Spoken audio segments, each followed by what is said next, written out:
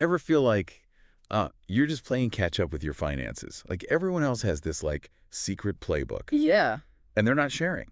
You're not alone. Right. You've sent us a stack of top-rated finance books, classics, the ones everyone says are must-reads, and you're ready to unlock their secrets. Absolutely. So that's what we're here for. Yeah. Today's deep dive is all about giving you those aha moments Yeah. from these financial gurus so you can start applying their wisdom to your own life. It's about taking control. Yes. Creating a plan that you're excited about. Exactly. Whether your goal is buying a house, early retirement, or just, feeling confident about your money. Feeling good about it. Yes.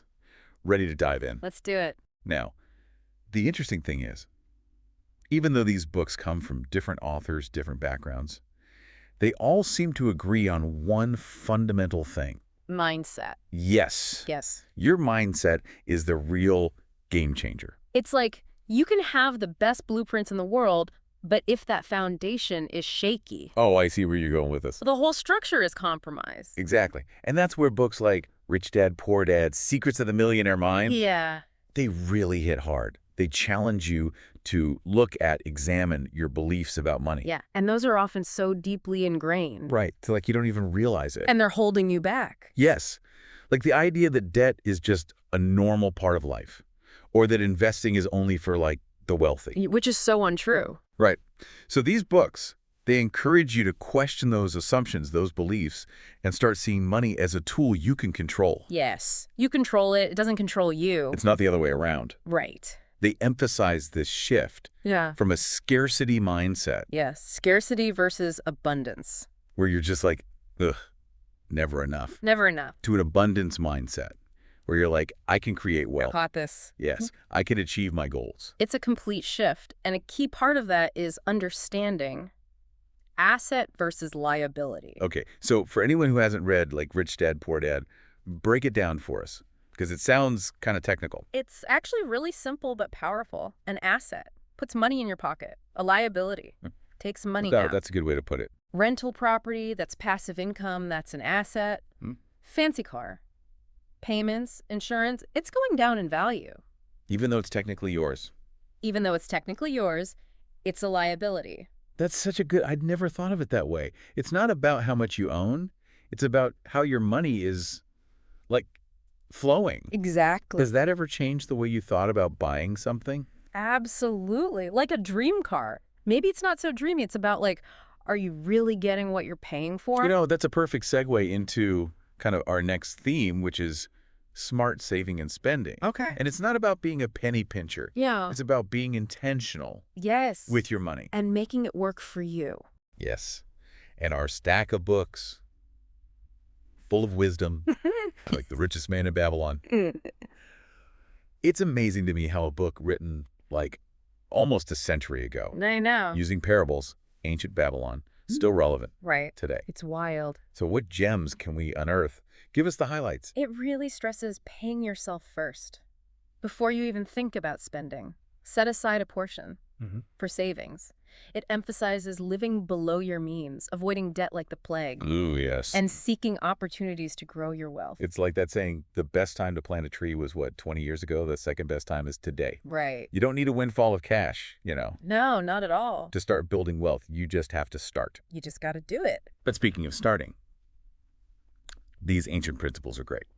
But I'm curious, like how do more modern personal finance gurus tackle this saving and spending thing? Right. Well, that's where we start to see some contrasting but equally valuable, I think, approaches. Okay. On one hand, you have Dave Ramsey's The Total Money Makeover, and he's advocating for a disciplined, almost militant Yeah. approach to eliminating debt and building savings. Tough love. Tough love. But it clearly works. I mean, it works for a lot of people. Absolutely. His snowball method where Right. you pay off your smallest debts first to build that momentum, super effective. But it requires a certain strictness. And that's not for everyone. Right. Which is why it's so interesting to contrast that with your money or your life, right? Vicky Ram and Joe Dominguez.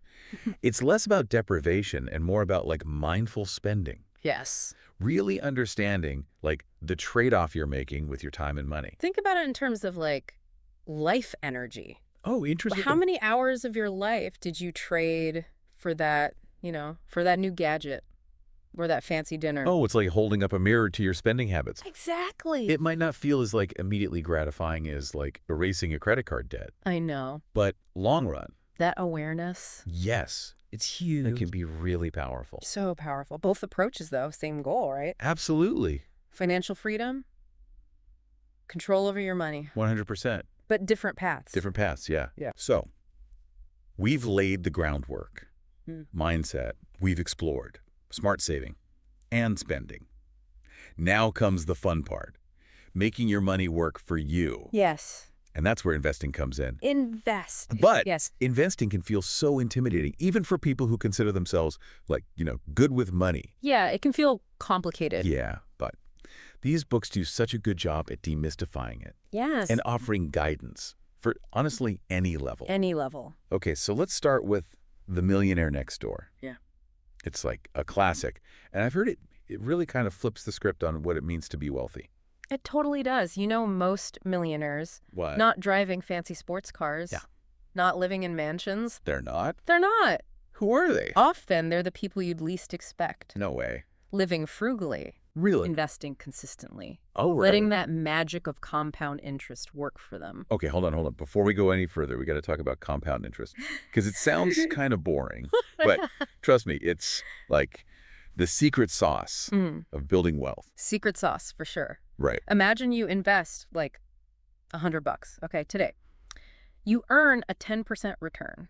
That's $10, right? But you don't spend it. You reinvest it. Okay. So the next year, you're earning 10%, but on $110. Oh, I see. And then so on and so on. It's like a snowball effect. Your money's making money. Your money is making money. And then that money Makes more money. it's like magic. But Yeah. instead of pulling a rabbit out of a hat, you're pulling wealth out of thin air. That's a great way to put it. And the earlier you start, the more time that snowball has Ah. to roll down the hill. That's right. Okay. Now, when it comes to choosing where to invest, that's where our stack of books presents some really intriguing, kind of contrasting viewpoints. Like we have like this classic battle, passive versus active investing.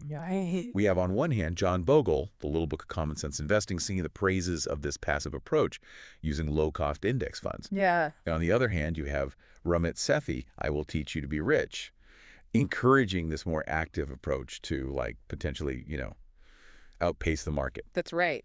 So both approaches, have their good sides, They do. but it really depends on your individual goals, Yeah. your risk tolerance, how hands-on you want to be. So walk us through it. Like, what are the key differences between these approaches? What would you tell someone who's trying to decide, okay, which route do I take?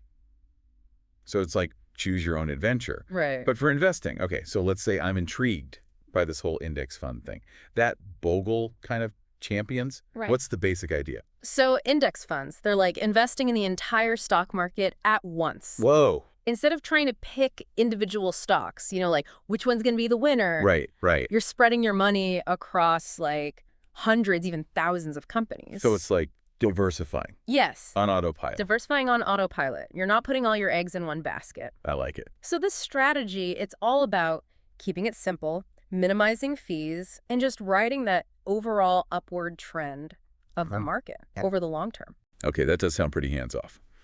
Okay, so what about Sethi's approach then in I Will Teach You to Be Rich? So his philosophy is about being a little more active as an investor. Okay. You're doing more research on specific companies or sectors, Okay. trying to find, those hidden gems Oh, okay. that are going to like outperform. So a bit more risk, though.